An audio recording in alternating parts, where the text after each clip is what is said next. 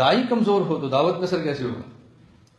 آپ کہتے ہو کہ دعوت کا معنی تبلیغی جماعت ہے، میرے یہاں دعوت کا معنی تبلیغی جماعت نہیں ہے، میرے یہاں دعوت کا ایک چھوٹا سا جز تبلیغی جماعت ہے۔ میں جز نہیں کہہ رہا، میں کیا کہہ رہا ہوں؟ چھوٹا سا جز۔ آپ ناراض ہیں، ناراض ہو جائے، خوش ہیں، 100 دفعہ خوش ہو۔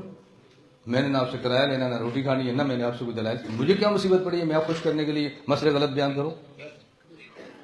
لعنت ایسی عالم کی زندگی پر جو کسی کو خوش کرنے کے لیے اپنی آخرت پر بات کرے۔ ہم یہ نہیں کر سکتے۔ تبلیغی جماعت کا کام دعوت کا ہے، لیکن دعوت کا چھوٹا سا جز ہے۔ میں نے پوچھا، میرا بہت حلقہ ہے ان مریدین کا جو تبلیغی جماعت کے اندر وقت، بہت بڑا حلقہ میرے ایسے مریدین، میں پوچھتا ہوں، میں نے کہا میں قسم دے کر بات پوچھتا ہوں، قسم دے کر، ہم علم و ذکر میں پڑھتے ہیں کہ دین کا ایک مسئلہ سیکھنا 100 رکعت سے بہتر ہے، کہتے جی ہاں۔ میں نے کہا ایک باب سیکھنا 1000 سے بہتر ہے، کہتے جی ہاں۔ میں نے کہا میں قسم دے کر پوچھتا ہوں، تو تبلیغی جماعت میں گیا ہو، کبھی تیرے ذہن میں خیال بھی آیا ہو میں اس عالم کے پاؤں چوم لوں، یہ 10 گھنٹے روزانہ مسائل پڑھاتا ہے؟ کہتا نہیں۔ تو میں نے کہا تو کیا فضائل بیان کر رہا ہے، کیا بیان کر رہا ہے؟